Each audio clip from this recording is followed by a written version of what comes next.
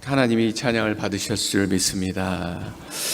우리 옆 사람에게 웃으면서 이렇게 인사하겠습니다. 당신 때문에 행복합니다. 예. 우리 교회가 서로 때문에 행복한 교회가 되길 원합니다. 아멘. 우리 한 번 더 인사할 때 우리 성령의 감동으로 사는 사람이 됩시다. 이렇게 인사하겠습니다. 아멘. 여러분, 성령의 감동으로 사는 사람이 됩시다. 아멘.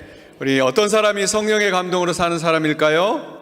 결론을 미리 말씀드리면 어떤 상황에서도 주님만 바라보는 사람, 이 사람이 성령의 감동으로 사는 사람입니다.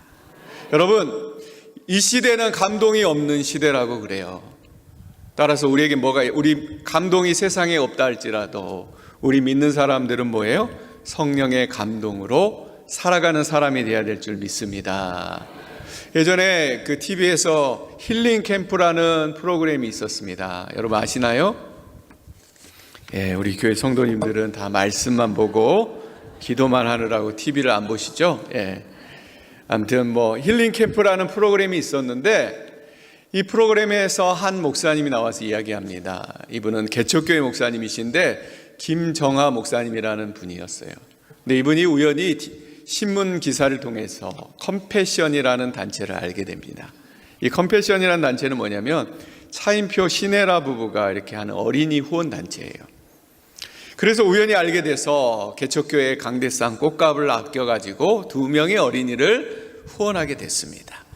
그리고 이제 연말이 되어가지고 후원자들을 다 모아가지고 후원자의 밤을 하는 거예요. 그래서 이분도 초청받아가지고 그곳에 갔습니다. 그런데 행사 말미에 이제 하늘에서 갑자기 수천 개의 풍선이 내려오는 거예요. 그러니까 이분이 이제 후원자들 감사하다고 선물을 주나 보다 라고 생각을 하고 막 풍선을 막 몇 개씩 잡았대요. 그런데 나중에 풍선을 터뜨려서 보니까 그 안에 앞으로 후원해야 될 애들 사진 5장이 들어있는 거예요. 여러분, 개척교회다 보니까 2명의 아이를 후원하는 것도 힘든데 거기다 5명의 아이가 더 늘었으니 얼마나 마음이 아팠을까요? 목사님이 모른 척 쓰레기통에 버릴까 이런 생각을 하다가도 양심에 찔려서 또 하나님이 도우시라는 마음을 주셔가지고 결국은 돕게 됐습니다. 그런데 개척교회다 보니까 너무 어려워서 돈이 나올 구석이 없는 거예요. 그래서 이 목사님이 구두 닦기를 시작합니다. 한 컬레 2,000원씩 닦아가지고 이 어린아이를 돕는 거예요. 그런데 돕는 와중에도 또 어려운 일이 생긴 겁니다. 이 목사님에게 루게릭 병이 와가지고 팔과 다리가 마비가 되는 거예요. 여러분, 보통 이러면 보통 사람들은 어떻게 하죠? 실망하고 낙심하기 마련입니다. 그런데 이 목사님은 이렇게 얘기했다는 거예요. 내가 죽고 수많은 사람이 산다면 나는 10번이라도 더 죽겠다 라고 이렇게 말했다는 겁니다. 여러분, 저는 이분이 말하는 것에서 성령의 감동이 없이는 이런 고백이 나오지 않는다 라는 그런 생각을 했습니다. 우리 옆 사람에게 다시 한번 인사하겠습니다. 성령의 감동으로 사는 사람이 됩시다. 여러분, 오늘 말씀은 우리가 너무나 잘 아는 다윗과 골리앗의 말씀입니다. 여러분, 다윗과 골리앗의 싸움, 아마 교회를 다니지 않는 사람들도 이 다윗과 골리앗의 싸움을 알 것입니다. 그래서 이렇게 얘기합니다. 다윗과 골리앗 싸움은 큰 자와 작은 자의 싸움이다. 또 다윗과 골리앗 싸움은 뭐예요? 작은 자가 큰 자를 이긴 싸움이다 라고 이렇게 얘기합니다. 그런데 여러분, 만약 여러분도 이 다윗과 골리앗의 이야기를 그렇게 알고 계시다면 오늘부터 그 생각을 고치기 바랍니다. 여러분, 다윗과 골리앗의 싸움은 큰 자와 작은 자의 싸움이 아니에요. 여러분, 다윗이 작은 자여서 하나님이 이기게 하신 것입니까? 아니에요. 다윗과 골리앗의 싸움은 뭐냐면 성령의 감동이 있느냐 없느냐 그 차이의 싸움이라는 거예요. 덩치의 싸움이 아니라 하나님의 마음을 품고 성령의 감동으로 살아가는 사람이냐, 그렇지 않으냐의 싸움이 바로 이 차이라는 겁니다. 여러분, 성령이 없는 사람, 성령의 감동이 없는 사람은 어떻게 살아갑니까? 오늘 대표적인 사람들이 나오죠. 누구예요? 사울과 이스라엘 군사들입니다. 이들은 뭐예요? 성령의 감동이 없다 보니까 그들 안에 뭐가 있어요? 패배의식에 사로잡혀 있어요. 여러분, 성령의 감동이 없는 사람은 패배의식에 사로잡혀서 나는 안 돼, 다른 거 몰라도 저건 안 될 거야, 저 사람한테 못 이겨, 이렇게 살아간다는 겁니다. 여러분, 옛날에 이솝우화에 나온 이야기인데, 한 임금님이 자기가 가꾸는 정원에 많은 꽃들과 나무가 어느 날 보니까 비실비실 말라가는 거예요. 그래가지고 자세히 보니까 그 가운데 키가 짤막한 참구루 한 그루가 있더라고요. 그래서 임금님이 참구루에게 물었대요. 야, 참나무야, 너 왜 이렇게 비실비실 죽어가니? 이렇게 물었대요. 그러니까 참나무가 이렇게 얘기하는 거예요. 전 저기 있는 전나무처럼 키도 늘씬하지 못하고, 그런데 내가 살아서 뭘 하겠어요? 전 죽고 싶어요. 이렇게 얘기하는 거예요. 그래서 임금님이 이번에는 참나무가 부러워하는 전나무에게 찾아갔는데 그놈도 비실비실하는 거예요. 그래가지고, 야, 너는 키도 크고 참나무가 부러워하는데 왜 이렇게 비실비실하냐? 그러니까 저는 저 포도나무처럼 좋은 열매도 맺지 못하고, 그러니 제가 살아서 뭘 하겠어요? 전 죽어버리고 싶어요. 이렇게 말하는 거예요. 그러자 임금님께서 또 전나무가 부러워하는 포도나무에게 갔더니 포도나무가 또 어떻게 해요? 비실비실하고 있는 거예요. 야, 너는 또 왜 비실비실해? 그러니까 저는 저 장미꽃처럼 아름다운 꽃을 피지 못하는데 저는 살 가치가 없어요 라고 이렇게 얘기하고 있는 거예요. 그래서 정원에 있는 나무와 꽃들이 다 비실비실하고 있는 거예요.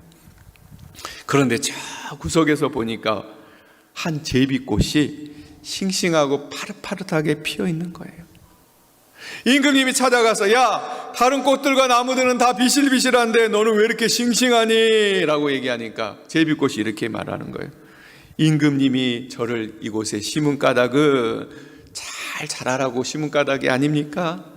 저를 사랑해 주시니까 제가 이곳에 잘 살아있지 않습니까? 라고 얘기했다는 겁니다. 여러분, 이 이야기에서 말씀하는 게 뭐예요? 우리가 패배의식에 사로잡히면 우리는 아무것도 할 수 없어요. 우리 안에 어려움이 닥칠 수 있고 문제가 생길 수 있습니다. 그러나 우리가 패배의식에 사로잡혀서 오늘 사울과 이스라엘 군대들처럼 나는 할 수 없어, 나는 못해, 이렇게 한다면은 우리는 결코 아무 일도 이룰 수 없다는 겁니다. 여러분, 또 성령의 충만함이 없는 사람은 뭐예요? 인간적인 방법을 사용해요. 여러분, 오늘 성령의 감동이 없는 사울 왕이 한 행동을 한번 보시기 바래요. 사무엘상 17장 25절 우리 한번 읽어볼까요? 자, 시작. 이스라엘 사람들이 이르되 모욕하러 왔도다. 그를 죽이는 사람은 왕이 많은 재물로 부하게 하고 그의 딸을 그에게 주고 아버지의 집을 이스라엘 중에서 세금을 면제하게 하시리라. 여러분, 말씀해 보면 사울 왕이 골리앗을 죽이면 이렇게 해주겠다라고 세 가지 조건을 걸어요. 뭐였죠? 먼저 재물을 주어서 부하게 하겠다. 또 하나는 딸을 주어서 사위를 삼겠다라고 해요. 마지막으로는 세금을 면제해 주겠다. 여러분, 성령의 감동이 없다 보니까 뭘 하는 거예요? 인간적인 방법을 내놓는 거예요. 야, 돈을 올려주면 누군가 나가서 싸우지 않을까? 왕의 사유를 삼아주면 누가 나가서 싸우지 않을까? 라고 얘기하는 거예요. 뭐예요 이게? 세상적인 방법을 사용하는 거예요. 인간적인 방법을 사용하는 거예요. 여러분, 물질과 재물이면 모든 일이 다 해결됩니까? 그렇지 않은 일이 더 많습니다. 사울이 왜 이런 선택을 했습니까? 그들에게는 성령의 감동이 없었다는 거예요. 그러다 보니까 인간적인 방법을 택하고 있는 거예요. 우리 사랑하는 성도 여러분, 우리도 성령의 충만함이 없으면 어떻게 된다는 거예요? 인간적인 방법을 생각하고 또 피해의식에 빠져서 늘 살아갈 수밖에 없는 겁니다. 그러나 이와 반대로 다윗은 어땠습니까? 다윗은 그 마음에 하나님을 품고 성령의 감동으로 살아갔던 사람이었다는 거예요. 여러분, 다윗에게 골리앗이 보였을까요? 안 보였을까요? 물론 크니까 보였겠죠? 그러나 다윗에게는 골리앗이 중요하지 않았어요. 뭐가 중요했어요? 하나님이 중요했어요. 명예와 부를 얻기 위해서 나간 것도 아니고 다윗은 뭘 보여주기 위해서 나갔냐면 자기 안에 살아계시는 하나님을 보여주기 위해 나갔다는 거예요. 내가 믿는 하나님은 이런 하나님이다. 내가 아는 하나님은 이런 하나님이다. 내게 날마다 감동 주시는 하나님은 이런 하나님이다 라고 믿음으로 나아갔다는 거예요. 오늘 말씀 우리가 잘 알죠. 45절, 다윗이 블레셋 사람들에게 이르되 너는 칼과 창과 단창으로 내게 나오지만 나는 뭐라고요? 만군의 여호와 이름, 내가 모욕하는 이스라엘의 군대 하나님의 이름으로 나아가려노라. 성령이 충만하니까 사울이 주는 엄청난 보상도 신경 쓰지 않고 창과 칼을 들고 나간 게 아니라 하나님의 이름을 들고 나아간 게 된 것이요. 그 안에 성령이 충만하니까 조금 투박해 보이더라도, 세련돼 보이지 않더라도 하나님의 역사를 이루어 나가게 됐다는 겁니다. 우리 사랑하는 사랑의 동산교회 성도 여러분, 여러분은 어떤 사람입니까? 성령이 충만한 사람입니까? 아니면 사울과 이스라엘 군대처럼 성령이 충만하지 않으니까 늘 피해의식에 사로잡혀 있고 인간적인 방법으로 모든 문제를 해결하려고 하십니까? 여러분 스스로를 돌아보길 바랍니다. 자, 그러면 성령의 감동으로 살아온 사람은 어떤 사람인가? 그 특징에 대해서 우리가 말씀을 통해 잠깐 나눠보려고 합니다. 자, 첫 번째, 성령의 감동으로 살아가는 사람은 삶이 가볍다는 겁니다. 한번 따라해 봅시다. 성령의 감동으로 살아가는 사람은 삶이 가볍습니다. 여러분, 삶이 가볍다는 건 뭐예요? 삶이 힘들지 않다는 겁니다. 여러분, 맞지요? 성령의 감동으로 충만하니까 뭐예요? 삶의 어려움이 다가와도 그것을 어려움으로 느껴요, 안 느껴요? 안 느껴요. 왜요? 하나님이 도와주고 계시니까 그래요. 여러분, 신명기 32장 11절에 보면 하나님이 이스라엘 백성들을 보호하시는데 이렇게 보호하신다고 그래요. 어떻게 하냐면 독수리가 그 날개 위에 그것을 없는 것 같이 인도하셨다라는 거예요. 이스라엘 백성들을 어떻게 해요? 독수리가 그 날개 위에 없는 것 같이 인도하셨다는 거예요. 즉 무슨 말이냐면 성령의 감동에 따라 살아가는 사람의 삶은 하나님의 날개, 하나님의 등에 엎여 사는 인생이라는 거예요. 여러분, 하나님의 등에 엎여 사는 인생은 어떨까요? 상상이 되십니까? 얼마나 가볍고 편안한 인생일까요? 여러분, 오치만리라는 중국의 유명한 전도자 이야기입니다. 여러분 많이 들어보셨을 건데, 이분이 어느 날 꿈을 꿨어요. 급류가 빠르는 강을 배를 타고 지나가는데 글쎄 앞에 큰 바위가 가로막고 있는 거예요. 그래서 이 선교사님이 급한 마음에 하나님께 부르짖었습니다. 하나님, 큰 바위가 있어서 지나갈 수 없습니다. 저 바위를 치워주세요 라고 했어요. 그런데 하나님께서 그 바위를 치워주기는커녕 이렇게 질문하는 거예요. 아들아, 내가 너를 위해서 그 바위를 치워주는 게 좋겠니? 아니면 강물을 충분히 불어나게 해서 그 바위 위를 지나가게 하는 게 좋겠니? 라고 하나님께서 이렇게 물어봤다는 거예요. 뭐라고 물어봤다고요? 그 바위를 치워주는 게 좋겠니? 아니면 물을 충만하게 불어나게 해서 그 바위 위를 지나갈 수 있게 하면 좋겠니? 라고 물어본 거예요. 근데 이 오치만님 선교사님이 곰곰이 생각해 보니까 그런 생각이 드는 거예요. 물론 앞에 있는 큰 바위를 지금 당장 치워주면 손쉽게 지나갈 수 있지만 나중에 또 큰 바위가 나오지 말라는 법은 없잖아요. 그렇죠, 여러분? 그래서 하나님께 이렇게 대답합니다. 하나님, 강물이 불어나게 해서 그 바위 위를 지나가게 해주세요 라고 기도했다고 해요. 그래서 하나님께서 강물을 불어나게 해가지고 목적지까지 아무런 장애물이 없이 가게 했다는 겁니다. 그러면서 이런 깨달음을 얻는 거예요. 지금까지 내 앞에 놓인 장애물 때문에 고통스러워서 하나님께 날마다 그것을 없애달라고 날마다 기도했는데 그게 아니었구나. 내 삶에 하나님의 은혜를 충만하게 채우며 마치 강물이 불어나서 아무 고난 없이 목적지까지 가는 것처럼 내 삶에 하나님의 은혜를 충만하게 채우며 어떠한 고난도 쉽게 이겨낼 수 있지 않을까, 그런 생각을 하게 됐다는 겁니다. 여러분, 우리 삶도 성령의 감동으로 충만해지며 어떻게 됩니까? 편안해집니다. 마치 하나님께서 그 등에 우리를 업고 가는 인생처럼 우리의 삶이 가벼워지는 거예요. 여러분에게도 그런 은혜가 있기를 원합니다. 여러분, 우리가 새벽마다 시편 말씀을 읽고 있는데 다윗의 일생을 보면 여러분 어떻습니까? 고난과 어려움의 연색입니다. 그런데 다윗은 그 고난과 어려움 중에서도 뭐라고 고백하죠? 시편 23편에 이렇게 고백합니다. 여호와는 나의 목자시니 내가 부족함이 없으리로다. 다윗은 고난의 순간에도 어떻게 해요? 성령의 감동으로 충만해 있으니까 어때요? 하나님의 등에 엎여 사는 인생처럼 그의 인생이 가벼운 거예요. 그러니까 그 고난 중에도 그런 믿음의 고백을 할 수 있었다는 겁니다. 우리 사랑하는 성도 여러분, 우리의 삶도 힘이 듭니다. 그러나 우리가 내 뜻대로, 내 생각대로 살면 우리는 그 삶이 고단하고 무겁고 힘들 수밖에 없어요.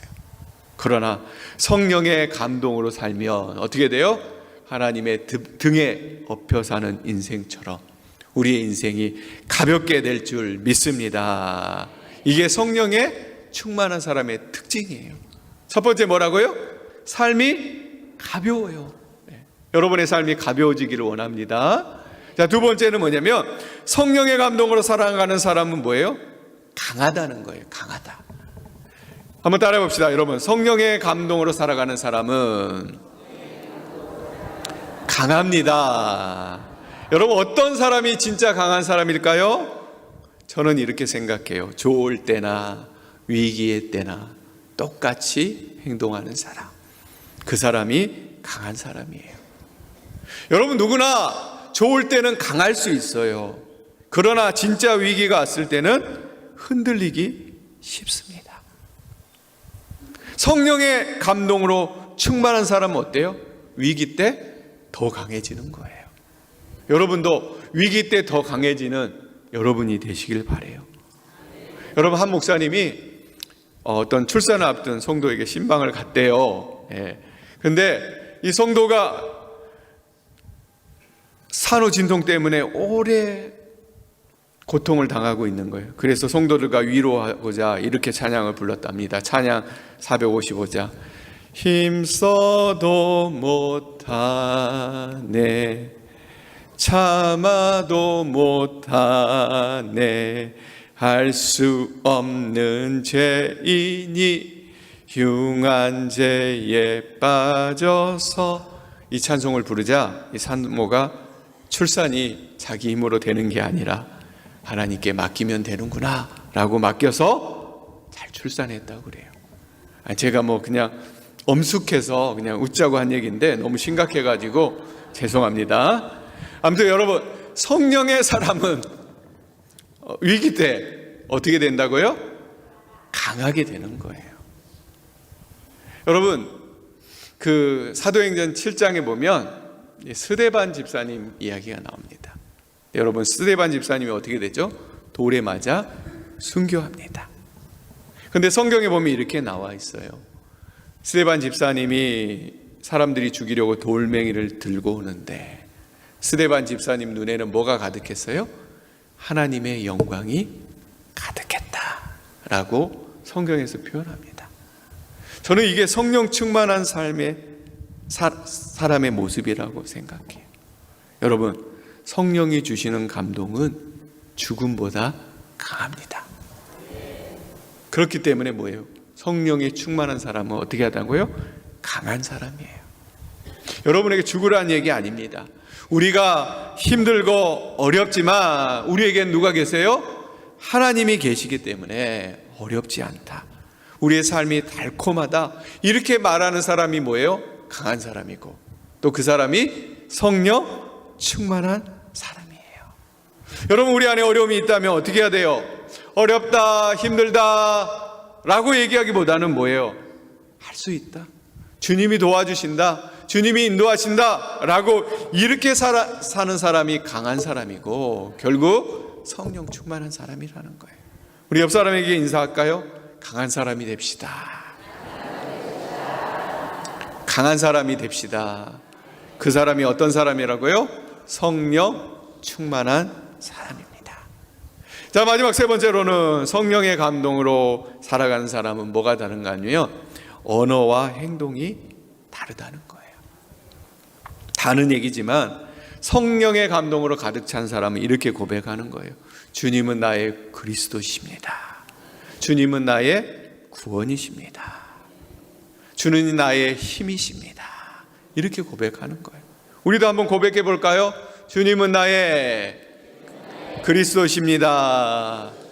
주님은 나의 힘이십니다. 주님은 나의 소망이십니다. 그런데 여러분, 이런 고백이 어떻게 나올 수 있을까요? 깊은 기도와 묵상을 통해 나오는 거예요. 하나님과의 깊은 교제를 통해서 나오는 거예요. 여러분 같이 이런 깊은 예배와 찬송을 통해서 나오는 거예요. 여러분, 마태복음 16장에 보면은 베드로가 그 유명한 고백을 하잖아요. 뭐예요? 주는 그리스도시요 살아계신 하나님의 아들입니다 라고 이렇게 고백하잖아요. 그렇죠? 그 고백이 어떻게 나옵니까?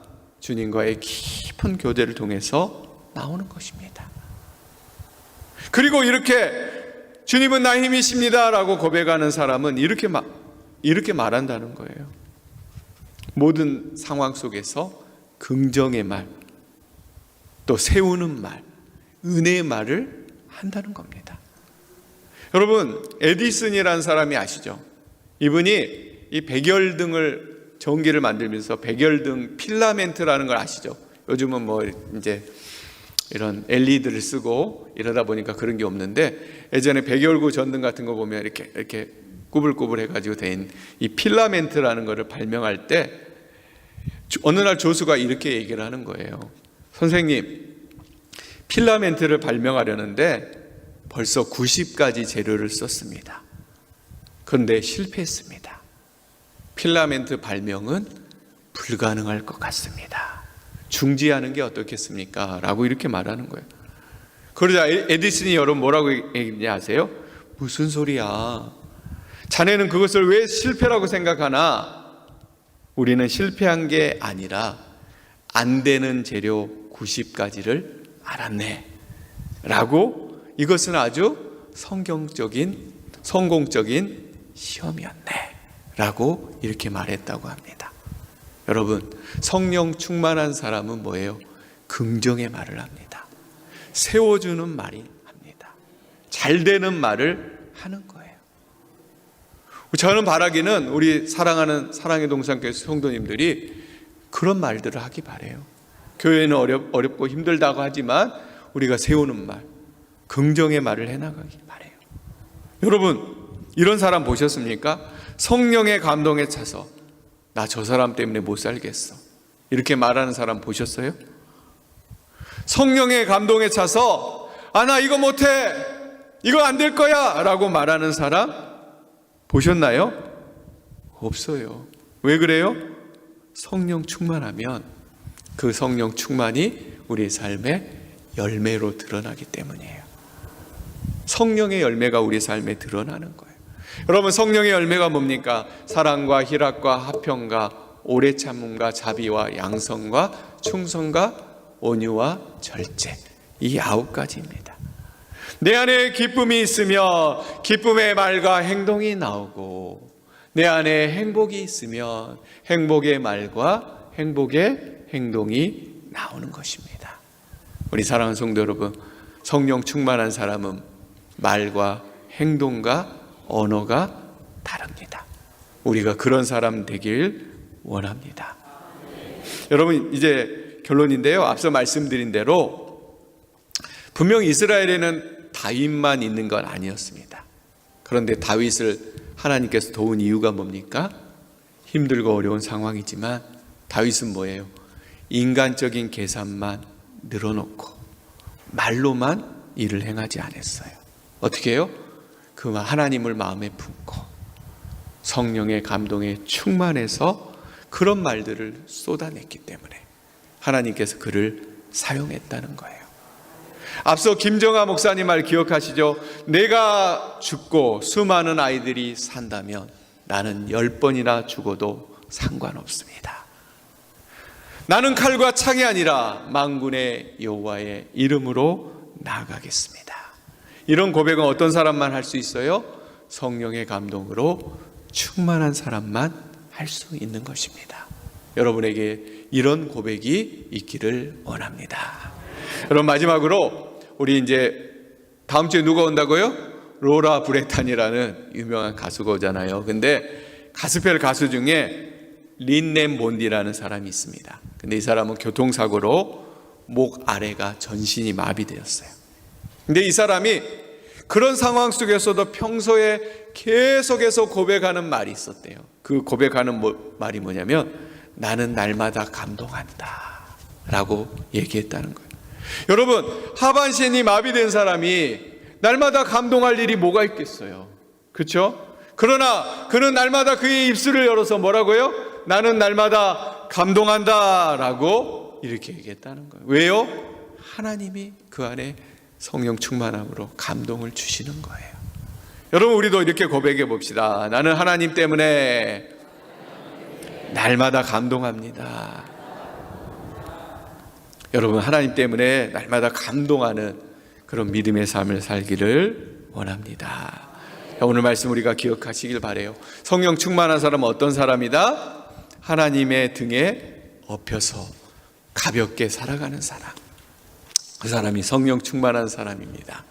또 성령 충만한 사람은 어떤 사람이다? 어떤 어려움을 이겨내고도 강하게 살아가는 사람. 그 사람이 성령 충만한 사람입니다. 또 성령 충만한 사람은 성령의 열매가 우리의 말과 행동으로 드러나는 사람이다. 우리가 이것을 깨닫고 여러분 성령 충만한 사람이 됩시다. 아멘. 우리 교회가 더 필요합니다. 성령의 감동이 넘치는 사람들이 많아져야 돼요. 그래야만 우리 교회가 그런 공동체가 되는 거예요. 그런 공동체가 됨을 믿고 하나님께 우리가 기도하며 나아가는 우리 모두가 되기를 주님의 이름으로 축원합니다. 우리 잠깐 기도하겠습니다. 우리 기도할 때 하나님, 우리에게 성령의 감동을 주시옵소서. 그리고 그 감동으로 살아가게 하여 주시옵소서. 또한 하나님, 하나님의 그 감동으로 우리의 삶이 가볍게 해주세요. 강한 삶을 살게 해주세요. 우리의 언어와 행동이 바뀌게 해주세요. 인간적인 계산이 아니라 하나님의 이름을 선포하며 살아가게 도와주세요 라고 이렇게 잠깐 이 기도 제목 들고 소리내어서 잠깐 기도하도록 하겠습니다. 기도합니다. 주여, 하나님 우리와 함께 하여 주시고 하나님 은혜로 도와주시옵소서. 주님을 늘 바라봅니다. 하나님 우리 안에 성령의 충만함을 허락하여 주시옵소서. 성령 충만함이 없이 살리면 하나님 패배의식에 썰어 살고 또 하나님 인간적인 방법만 찾습니다. 이런 우리를 용서하여 주시고 이제는 인간적인 방법이 아닌 예수님의 이름만 부르며 믿음으로 나아가는 우리 모두 다 될 수 있도록 주님 역사하여 주시고 함께하여 주시옵소서. 그래서 늘 주님을 바라보며 살아갈 때 우리 안에 성령이 충만하여서 날마다 하나님의 등에 업혀가는 그런 믿음의 삶으로 우리의 삶이 가볍게 하여 주시고 또한 어떤 어려움을 만나도 하나님 우리를 강하게 하시는 그 믿음을 가지고 날마다 강하게 살아가는 우리 모두에게 도와주시옵소서. 또 성령의 충만함으로 하나님 성령의 열매를 맺어 우리의 말과 행동이 드러나는 그런 귀한 삶을 살아갈 수 있도록 도와주시옵소서. 나보다 나는 아무것도 없지만 만군의 하나님의 이름으로 살아간다, 이것을 고백하며 믿음으로 살아가는 우리 공동체 될 수 있도록 주님 역사하여 주시옵소서. 그 주님을 찬양합니다. 그 주님을 의지합니다. 주여 도와 주시옵소서. 하나님, 우리 공동체가 성령의 감동으로 충만한 교회 되게 하여 주시옵소서. 그래서 서로 사랑하며 인내하며 감싸주며 하나님 안에서 주어진 문제를 잘 해결해 나가는 믿음의 교회 되게 인도해 주시옵소서. 사랑이 많으신 예수님 이름으로 기도합니다. 아멘. 우리 일어서서 환난이 닥쳐와도 함께 찬양하고 축도로 예배 마치겠습니다.